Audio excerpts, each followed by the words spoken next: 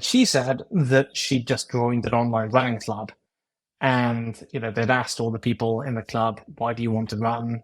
And some people said they wanted to get fit. Other people wanted to lose weight, and one person said that she wanted to survive the zombie apocalypse.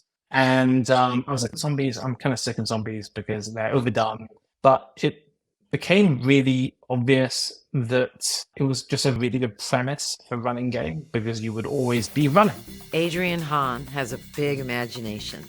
For over 20 years, he's been writing science fiction and designing alternate reality games, including the mobile hit fitness game Zombies Run. This game has carved out a unique niche as an audio-only story game that's attracted 10 million loyal players. And it all started from a chance remark. Join us as we explore how this alternate reality pioneer built an innovative, long-lasting hit. Welcome, everyone. We're here with the amazing Adrian Hon. I'm so excited to have you here. Thanks for joining us, Adrian. Glad to be here. Thank you. Let's get started by just giving us a little glimpse into your work life. You're a game designer. You run a studio. I'm sure that you're busy with lots of different things, but can you give us just a peek into what your workday looks like? Like what kind of things you do, who you work with, the kinds of decisions you might be making? Sure.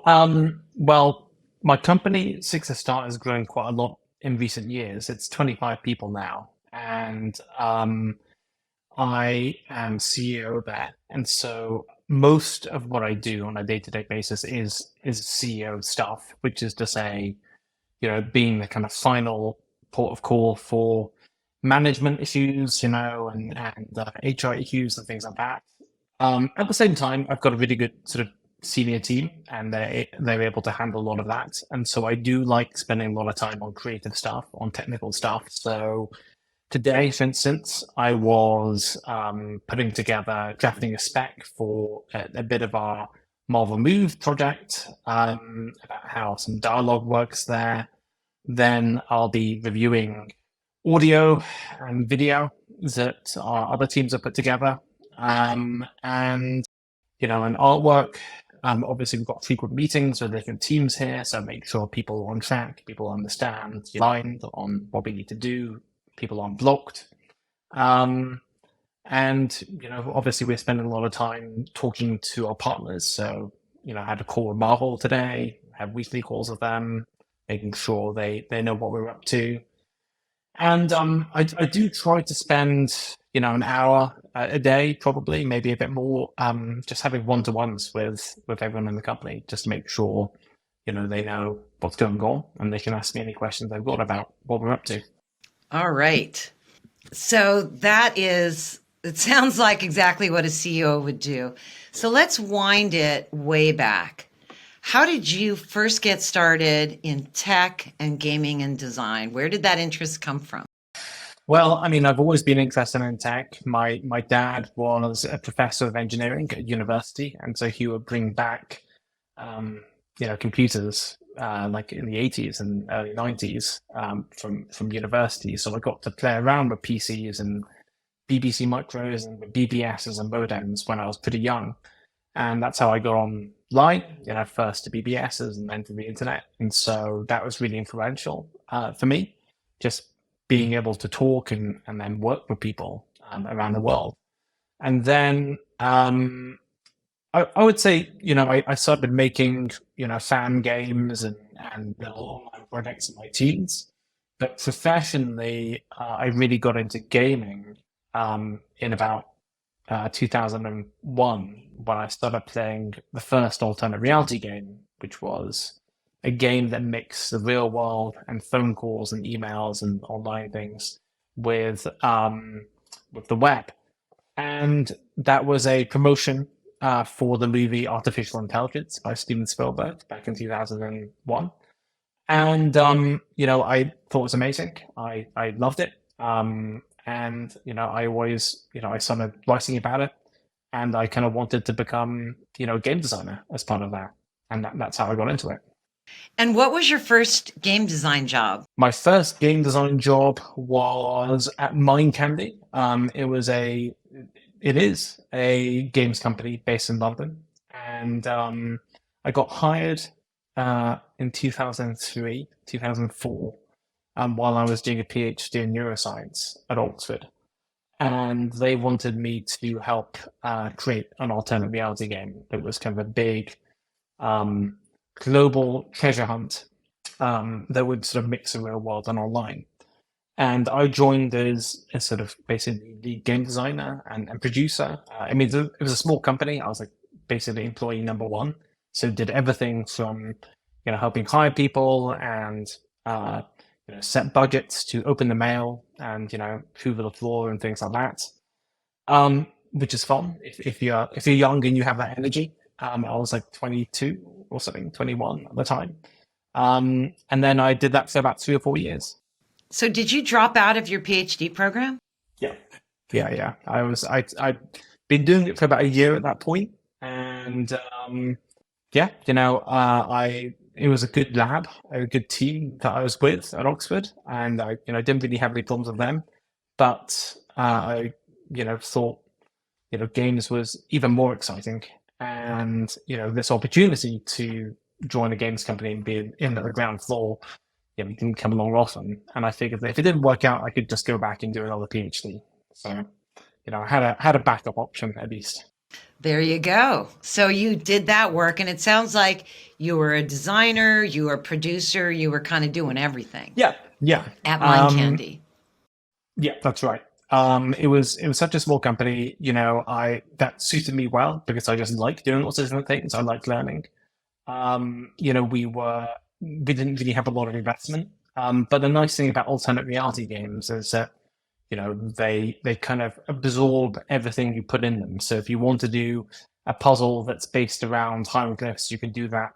If you want to do a, phone tree, that people have to call up to go and get a secret code, you can do that. You can kind of do anything you want, placing weird adverts in newspapers. But eventually, it grew to a big company, and we had a big team working on it, and hundreds of thousands of players. So how did you come up with the idea for Zombies Run and then start to develop it? It's such an unlikely hit, but there it is. Well, Zombies Run, came at the at Sixer Start, so that was a company I set up after leaving Mind Candy, and it came like a few years after we founded the company, because for the first few years we'd been doing work for hire for companies like the BBC and Disney and Microsoft and so on. And so we did that. We won a bunch of awards and had a really good reputation in the industry. But we just weren't really making any money. It was very challenging, especially for a small company at that time. And so I was kind of wanted to make our own game. And I'd been starting to run more around then, as an exercise. And the iPhone was about 2 years old at that point, maybe 2, 3 years old. And so you had apps that you could use for running, like Runkeeper, already in Nike Plus. And it was surprising to me that no one had made like a good running game yet, or good running sort of gamified running app. There've been bad ones, but there hadn't been good ones. So I was talking to a friend, a frequent collaborator, Naomi Alderman, who is an author, and she has a big TV show out at the moment called The Power on Amazon. And I mentioned that I was interested in making a running game. And she said that she'd just joined an online running club. And, they'd asked all the people in the club, why do you want to run? And some people said they wanted to get fit. Other people wanted to lose weight. And one person said that she wanted to survive the zombie apocalypse. And I was like, oh, that's funny. And then we kind of talked about it a bit more. I was like, zombies, I'm kind of sick of zombies because they're overdone. There's so many zombie games, so many zombie TV shows and movies. But it became really obvious that it was just a really good setting and really good premise for running game, because you would always be running, obviously away from zombies. but also to collect supplies, to rescue survivors, to scout the area, to send messages, that sort of thing. It seemed like something where we wouldn't have to try hard to figure out a reason for you to be running. And the game design kind of flowed really easily. And crucially, that game design seemed like something that was in the capabilities of the team that we had, because it was a really small company. It was like, by that point, we'd sort of shrunk to about 3 or 4 people. And so, we didn't have like 3D artists. We didn't have really any money. But we had, mobile developer. We had a great, writer. He had a great audio director. And, so I was like, well, we have these things and we have this design and they both fit each other really well. And so we can, this seemed like a really, really good opportunity. Wow, that is a great story. How did you have to raise some more money to build it, or did you just bootstrap building it? We did put it on Kickstarter. We put it on Kickstarter in, I think, August 2011. And that was pretty early in Kickstarter history. We were one of the very first Kickstarter projects in the UK, full stop. And we ended up being the biggest video game Kickstarter at that point, which was not really that big, but it was still kind of notable. We raised $72,000 from about 3,500 people. And we got press because, like, on BBC News, just because we were a Kickstarter project. So we were sort of very hyped. And, if you make games, even 10 years ago, $72,000 is not a lot of money. It's not really enough to make a game on. But just seeing that level of interest from strangers, who'd never heard of us, and that kind of confidence from people who were like, wow, this sounds like a great idea for a game that doesn't exist yet, really gave us the confidence to devote, the next 6 months into just dedicating all our time and energy to getting it out on time. And, we managed to do that. And, it's interesting thinking about the funding situation, because, I had been talking to, I have talked to VCs and investors in the UK before then. And I know that what they would have asked is, well, what are the comparables? What other games out there are there like Zombies Run, and how much money have they made? And the answer would be, there's nothing out there like it, and so we have no idea, and so they wouldn't have given us any money. So it was pretty clear that going the kind of traditional route was just not going to work for us. We would have to use crowdfunding, and that's what we ended up doing. What were some of the struggles or surprises as you built out your game? Because it's a great premise. Love the focus on audio. All of that's great.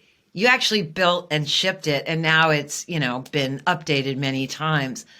What were some of the things you ran into that surprised you along the way? I mean, so many things, but one of the, I guess I'll sort of home in on 2 things.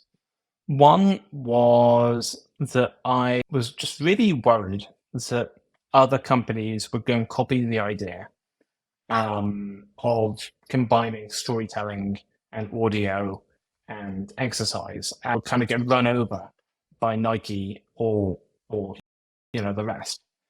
And that didn't happen in the end. And I think the reason it didn't happen is because the sort of traditional fitness, companies like or apparel companies like Nike and Reebok, it's just not at all within their brand or wheelhouse to even conceive of making a game, let alone a game that they would sell for money. It's just not something that they do. Because they don't really have to. I mean, that's not how they make money. How they make money is by selling t-shirts and trainers. And so I think that and I think if I knew that, if I could go back in time and tell myself that, I'd probably enjoy myself quite a lot more instead of being worried about the competition, which didn't exist.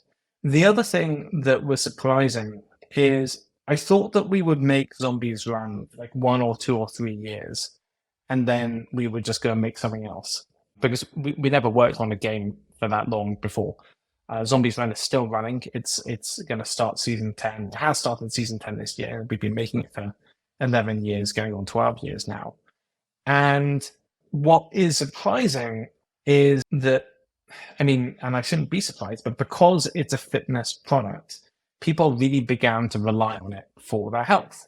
And so instead of just being like, oh, that was fun, now I'll play something else, they would email us saying, you really changed our lives, and, you helped me recover from this illness, or, you're the thing that gets me exercising in a way that nothing else can. And it almost it felt incredibly rewarding, obviously, even more so than making like a great game, because you realize that you're doing something that is really unique. But it also feels a little bit like you have a responsibility to these people, because they're like, well, when's the next season coming? When's the next expansion? And their health is tied to it. And so that's mostly good, because it is great to have something, to be working on something that is so good for people, but it's also a bit of a burden as well. Yeah, I bet. So how does the season work? It sounds like you evolved this idea of having seasons. You're now on season 10. What's a season? How does it play out? Well, the way Zombies Run works is a bit different from a normal, any normal game, in that you you change into your t-shirt and shorts, you put your headphones in, you start Zombies Run, and you start a mission, and then you will basically get this kind of audio adventure, which is a little bit like a podcast, a little bit like an audiobook, but kind of like first person, interleaved with your own music. And so how that looks, how that's sort of represented behind the scenes is like a bunch of MP3 files, fundamentally, with accompanying code talking about, okay, well, here's when we want zombie chases to happen, and then you have to speed up. Here's when certain supplies are dropped, and various other kind of game events. And so a season basically comprises a collection of missions, and so it's basically like a season of a TV show. And at the start, it was about 20 missions long, and then we lengthened it quite a bit to 60, which is too long because it was kind of too difficult to sort of keep up that pace. And now seasons are more like 30 to 40 missions. How often do they drop? Oh, every year, like a TV show, or well, traditional TV shows at least. I see. Wow. So now I want to ask you about the thing I'm so excited about, which is your new project, Marvel Move. I'm very excited that you can talk about it. It's been announced just a few weeks ago. How did that product come about? How did you get connected with the Marvel folks? We've been talking to Marvel for years. They had seen Zombies Run, and a bunch of their people were fans of Zombies Run. And they'd been players, and that was awesome. They'd seen some of the other fitness games we made, like Superhero Workout, and they were kind of half like, well, they'll be in the superhero trademark, so be careful. But also, they just thought it was cool, and so we'd met with them, for probably 4, 5, 6 years, even maybe longer, just talking on and off about, oh, it would be cool to do something together. It'd be cool to make some sort of fitness experience, using Marvel characters, using Marvel stories. And probably like 2, 3 years ago, we kind of hit on an idea for Marvel Move, doing something with the kind of Zombies Run sort of style of running engine and adventure. And we sort of pitched it to them, and now we're sort of collaborating on this. It's been a real. I mean, I've never worked on anything quite like this before. I don't think they worked on anything quite like this before either. It's a really unusual project. I don't think Marvel's done like a fitness thing like this, especially anything with such a kind of focus on audio storytelling or storytelling. But it's been really good. I mean, they're genuinely. I mean, of course, I would say this, but they're really good partners, really interesting creative partners. So how does that collaboration work with writing? You yourself have a whole background as a writer. You've clearly done a lot of professional writing. You've got writers on staff, right, at your game company. You know your genre, but now you've got Marvel, a beloved brand that they control. So, how does that work with the creative, that collaboration? It's interesting. They know the Marvel universe and the Marvel characters and stories best. And so they want to make sure is that if we're going to have a running adventure that features Daredevil, that we don't do something that is completely in the opposite direction to people's understanding of Daredevil through the comics in particular, but also through the TV shows and movies, right? That would be a waste of time for everyone. And similarly, for the X-Men and so on. So, they bring that kind of really deep knowledge of who these characters are and what they would do, and what fans love about them, and what's been tried and what's worked well and what hasn't worked well. At the same time, they know that the kind of storytelling that we're doing, the kind of experience that we're providing in Marvel Movie is so different to almost any other kind of thing that they've done that they need to trust us to come up with stories and find writers who can do that. So to be really specific, I think that the kind of storytelling that you have in Marvel comics, is it's not a million miles to sort of port that to TV or to movies, right? It is just kind of like a story that you're watching, and of course that's something that they've done literally with movies and TV shows, and similarly with audiobooks and podcasts and audio dramas. I think that with Marvel Move, the difference is, whereas like a TV show might be 30 minutes and a movie is 2 hours and an audio drama is like 45 minutes, the amount of audio in our Marvel Move episodes is about 15 minutes split up into different scenes separated by story. And also, you are experiencing this while you're running, right? You're not just sitting at home or in your car listening to it. Furthermore, you are a character in the story. When you're hearing Wolverine talk, you're not like watching a TV show. It's almost like they're talking to you. You are in this kind of first person adventure. And so to that degree, it's a bit like a video game, except it's less interactive. And so it all ends up being kind of pretty idiosyncratic. And that means that they needed to trust us. And so what we ended up doing was we are using some of our own writers who have been working with Six Star for a while. And we're also using some of their writers who have been working on Marvel comics, for years. So like Teenie Howard has written for the X-Men comics. And, our creative lead at Marvel, Ryan Pendergast, I mean, he's like a genius. He's sort of read most of the tens of thousands of Marvel comics that have ever been published. And so it's, it requires a lot of kind of trust and a lot of knowledge of and respect of each other's, skills on both sides. So you've built a writing team that's got both Six to Start folks and Marvel folks on it, and they're collaborating, sounds like. So that's super interesting, that creative process that you just described. And I mean, I think that speaks to very, very well for your studio to be able to, one, cut a deal like that, and two, collaborate in that way. There's a lot of different gaming studios and they work in different ways. And you've clearly built a studio that, one, knows what you can do. You said something interesting earlier that I wanted to just touch on and give it a little oxygen, which is that when you decided to do Zombies Run, you looked at your team and you said, what can we pull off? Who's on the team? We got audio, we got a writer, we don't have graphics. What can we pull off?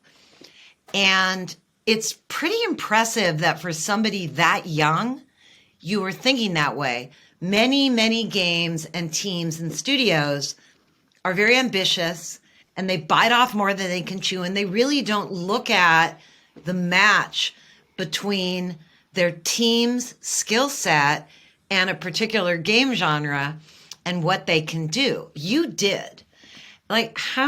I'm wondering how you, at such a young age, were thinking in that sophisticated way. In a way, it's obvious, right? Well, of course, do what you can pull off. Do you feel like your time at Perplexity helped you with that kind of scoping? I think that I don't think it's like super magical. I think most people never get the opportunity to start and end the project and see what happens, actually. Um, which sounds weird, but it's also just true. Like most people don't get an opportunity to work on a project with multiple people, or even just themselves, and release it to the public and get feedback and maybe get paid or lose money or whatever. I started doing that when I was like 14 or 15. I think most people start doing that when they're 21, right? Or they're 22. It's pretty simple. And so like I just kept doing it again and again because I like doing it.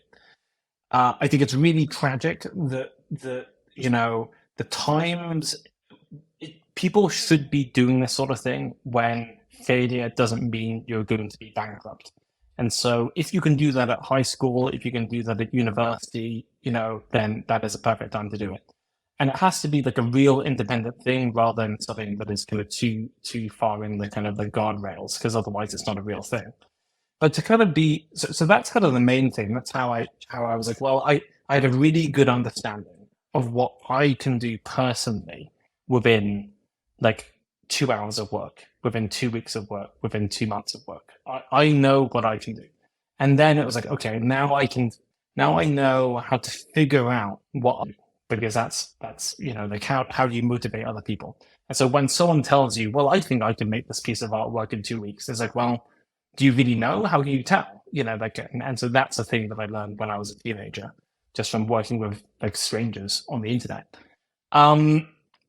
Then working at Perplexity kind of like showed, okay, here's a limits of what is possible. Like, if you have this team and you have money, but not unlimited money, and you're basically allowed to do literally anything you want, then it was like, well, let's go and try and send this package to 1,000 people around the world. And I think that other companies, it's like, wow, that seems complicated. How do we do this? How do we post this? And it's like, well, I can just go and Google that. I can find out the answer, or we can just do it ourselves. We'll just go and sort of execute that ourselves. Or during one live event, we had like 3 helicopters flying around the Palace of Fine Arts in San Francisco, which we hired for like one of our events. And people are like, wow, how do you do that? It's like, I don't know. We call up a helicopter company and see if they can do it. And then you go and email the Palace of Fine Arts and find out how much it costs. It's like, I think a lot of people are a little bit kind of scared or to find out how to do these things. And it's, after you try, I mean, it is scary the first time you do it and the second time you do it. But after you've done it 10 times, it's not scary anymore. So it's just kind of trying to get that practice. But like very specifically for Zombies Run, I mentioned that prior to that, we had been doing a lot of work for hire for, the BBC, for Disney, and for other clients. And that was just a real case of speed running our ability to create projects quickly, on time, on budget. If we had taken commission to make a game for the BBC, for a TV show that had a defined air date and we could not hit that deadline, we would be in deep trouble.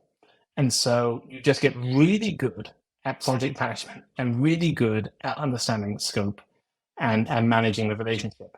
And so that meant that when we did Zombies Run and we did the Kickstarter and we said this game is going to be out within 6 months, I mean, a lot of Kickstarter games never release at all, and most of them never come out on time, not even remotely close to being on time. We were on time and on budget, and it's because, well, we just knew how to do that. We'd had so much practice. So it's no one's born knowing this stuff. It's just having a lot of practice, I think. That's fantastic. That's such a great story, and it reminds me of other friends of mine who have run work for hire game studios. They're incredible at scoping because you have to be, or you go out of business. Yeah.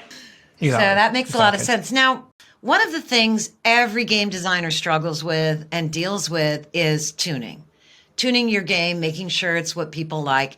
You've already told us some tuning stories. You add too few missions, then you add too many missions, then you figured out how many missions to have in a season. You figure it out iteratively. But it's really hard to get into customers' heads. You can't just ask them, right? You have to watch them do things and learn from that, etc.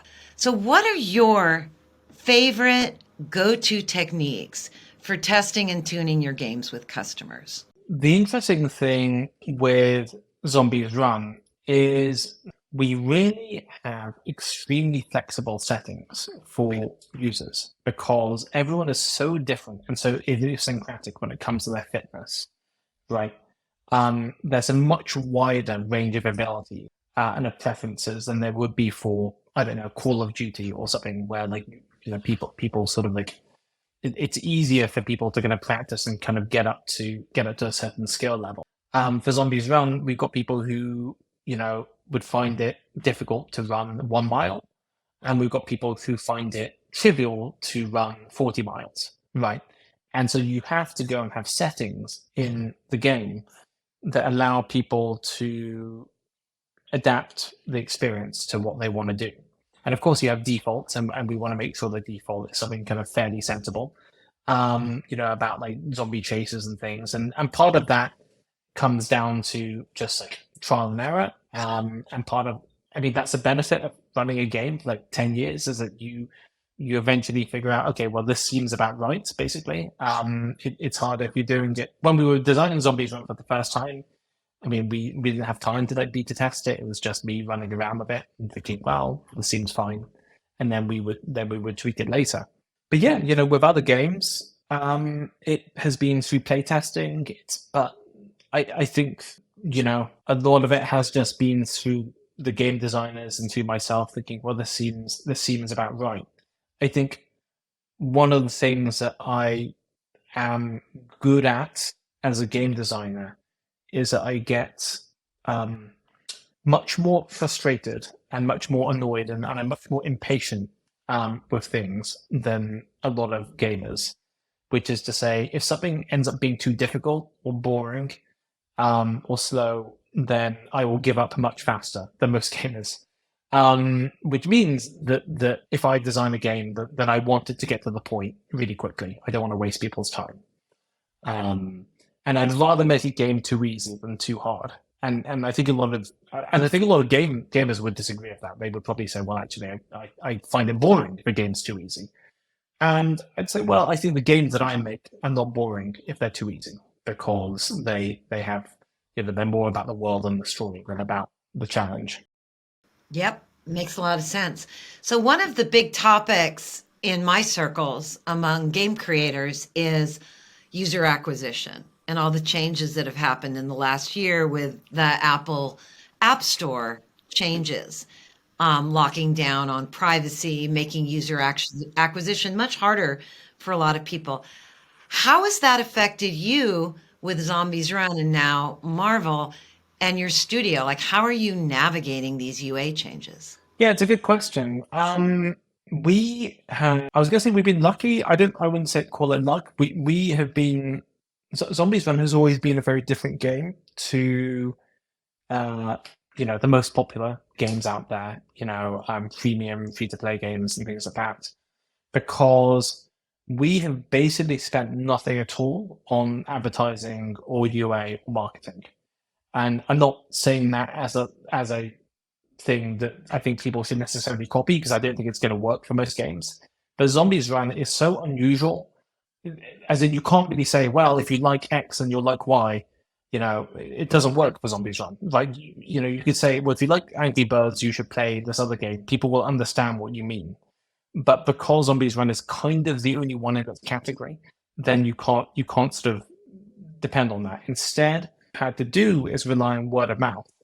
And that's how most people find out about us. They Google, they hear about their friend playing Zombies Run and their friend says, I had a great time, this is how I got fit, or that sort of thing. And then they Google it and they download it and they try it. And that has meant that we are kind of completely immune to any, UA changes or any kind of privacy changes because we never really benefited from that in the first place. It really has been word of mouth. Wow, that's amazing. Do you have any kind of community that you run, player community, just to keep them engaged, but also maybe to, get feedback from them? Yeah, we do have a private forum that we have for our kind of VIP subscribers. And and but also there's like an unofficial Reddit and there's Twitter and there's Instagram, there's all the usual places. And I'm fairly active, like I keep track of all of them and I will like interact with people if people have got questions and so on. I used to like answer most of our support emails myself. And so I probably answered about 10,000 support emails myself, which is I think useful for people to do just to know what their players think. And I would encourage people to do that. It's a good way for us to figure out what people are up to and what people think. At the same time, those are always the most kind of passionate people, and they aren't, frankly, very representative of most of the players. And so I do want to make sure they're happy because, they're important. At the same time, they'll often say, can we have this feature or that feature? And we're just like, well, maybe, we're not going to be driven by that.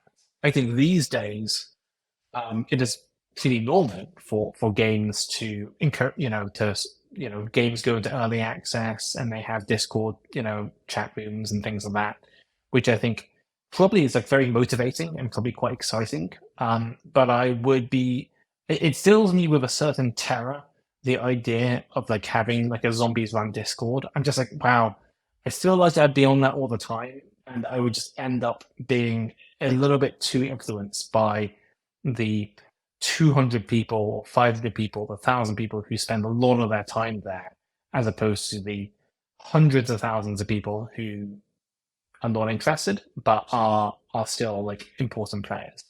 So I think that's something that if you know how to engage with the player base in a sort of healthy way, in a limited way, that's great.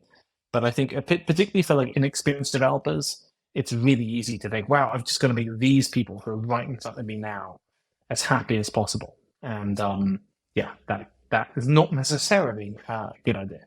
Yeah, I've seen that same dynamic happen on MMOs where we have a forum of the most devout players and the devs are in there and everybody's chatting. Yeah. But then we miss, in the bell curve, we're missing the big lump in the middle, and you need different tactics. So far, we haven't used what I call the G word, gamification. And one of the things I love about you is that your work is often pointed at as an example of gamification. And yet you built a great running game. You didn't do what most people would do with gamification. And of course, that's a semantically blurry word. How do you think about what you've accomplished, what you do, Marvel Move, Zombies Run, these games? How do you think about that when people say, oh, you're doing gamification? Do you say, thank you, I am? I'm doing it the right way? Do you differentiate? How do you parse that yourself? Well, I mean, I think that it is, gamification by the term that most people understand it, right? It is, applying game design elements to a sort of non-entertainment thing. And so I don't like blame people, I suppose. I'm not surprised when people say, well, this is Zombies Run, but it's gamifying running.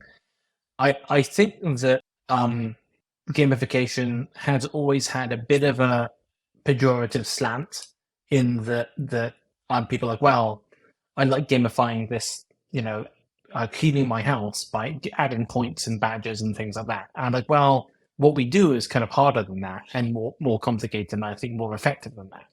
And so I think that the reason why I would usually caveat or sort of elaborate on people saying, well, Zombies Run is just gamification, is like, I'd say, well, I think we're kind of more complicated and better, and more successful than most gamification out there. I think a lot of gamification out there is very superficially designed and even worse, just not very effective.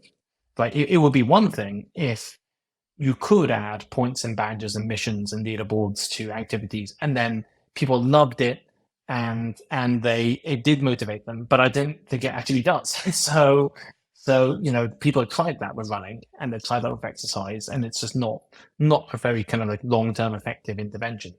So that's kind of where I would draw the distinction for most gamification that people encounter. So as a game designer, you're now at one point you were a brand new game designer. Now you've got a number of games under your belt. You're much better at scoping. You're negotiating deals with IP, etc. I'm sure a lot of people ask you questions about game design. You hire new people in your studio, you might go give a talk, etc. What are some of the really common mistakes that you see junior game designers make or first-time game designers make that you just kind of shake your head and go, yep, you're going to have to learn not to make that? What are those mistakes that, it would be great if people could learn from and watch out for? The main one, which I think everyone does, and I did, is you just trying to do too much, basically. And even experienced game designers do this. I do it as well, where you have this idea like, I've always wanted to make a game where you can fly a spaceship and you can repair the spaceship and you can get out of the spaceship and do these things and shoot aliens, and I was like, okay, maybe you should just do one of those things and then see how that works, because the game doesn't get better if you can do more things, actually. That's just a feature list. And so it is so hard to make a game that does one thing well, that is fun and doesn't kill you making it, and that makes money, that that you don't even need to be original, honestly. As long as you do something that works, that you've already been successful. And so I think it is weird to say this, but I kind of think that because games, it's possible to be so kind of innovative with game design that it's become expected that new games and successful games should be really different and should be really innovative. And I think that you can innovate in different ways. It doesn't have to be through game design. It can be through art. It can be through story. It can be through controls and things like that. And so I think, the thing that I think happens with a lot of kind of game design textbooks and things like that is we kind of vow, oh, what if we were to go and do it in a different way? And it's like, that is cool, but it ends up making things that I think, just making it really challenging and probably harder than it really needs to be. Of course, I love it when I discover a new genre and something that is, a kind of game that is so different. But people still like crosswords, and that's just doing the same thing over and over again. But it's a really good game design. Yep, overscoping. It's the perennial problem. So, Adrian, one thing I've been really enjoying is you have a newsletter where you review games you're playing, and we will let everyone know how to subscribe to that.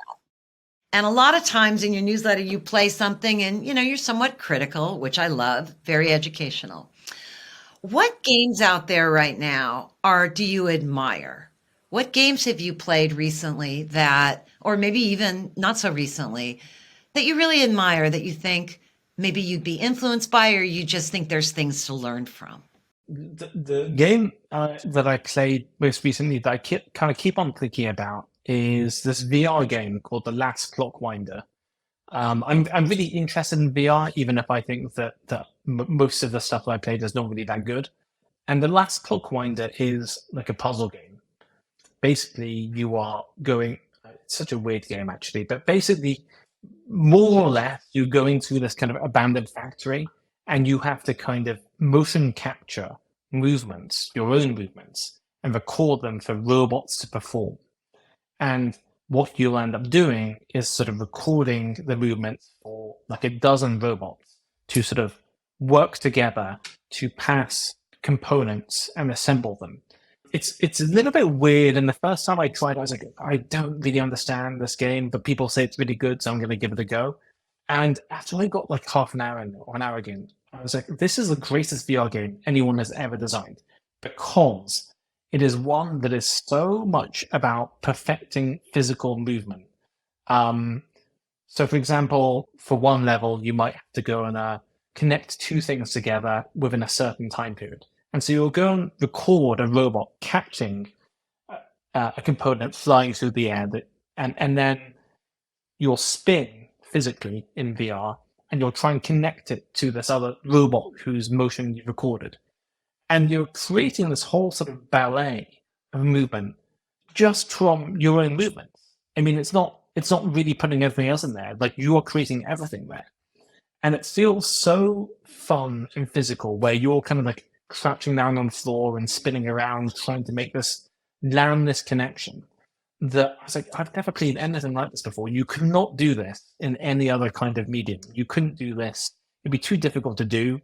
The controls would not really work in sort of a normal console game. It felt even more physical and more kind of like satisfying than playing some, good game like Beat Saber or some shooter game or things like that. It felt something so unique to VR, and I felt just really satisfied from it. I was like, wow, like it's very rare that I come across like an entire new game mechanic where I was like, I could just keep playing this honestly for another like 10 hours. And they did a fantastic job of it. So I really like that one. It's on the Quest, if you want to try that out. Wow, that sounds amazing. I really want to try that. I gotta ask, what are your thoughts on using AI in game production? A lot of people are using AI to assist their work in various kind of specific ways. Like coders using it to sort of like answer questions, and maybe writers using it to come up with kind of interesting ideas or sort of brainstorm and so on. Often people will say, oh, will people use AI to write stories? And I think that is not really going to happen, actually, in the way that people think it will, because the relative cost of coming up with a story is not actually massive compared to the overall cost of running the company. And so, unless story is like really unimportant to your company, there's not really any point in saving the money to have a 90% as good a story, or even a 95% as good a story, if you can spend more money and get the 100% as a good story. And so a good example, like a comparison would be like, well, why should we pay Robert Downey Jr. like $100 million to be Iron Man, when we can get a Robert Downey lookalike and pay him $0 and he's 95% as good? It's like, well, just go and pay Robert Downey Jr. and then everyone will be happy and you'll make even more money. So from a kind of cost benefit calculation, I'm not really sure it actually works, for certain applications. But in a lot of games, a lot of media, actually 90% good is probably good enough. And so they will just go and use the AI solution. So I think people who, it is what happens to a lot of technology. It will replace a lot of things, but I'm not sure that it will replace the very high end. And that's where we aim to be. Wow, fantastic. Thank you so much for joining us today. It's been an absolute pleasure to have you. Take care.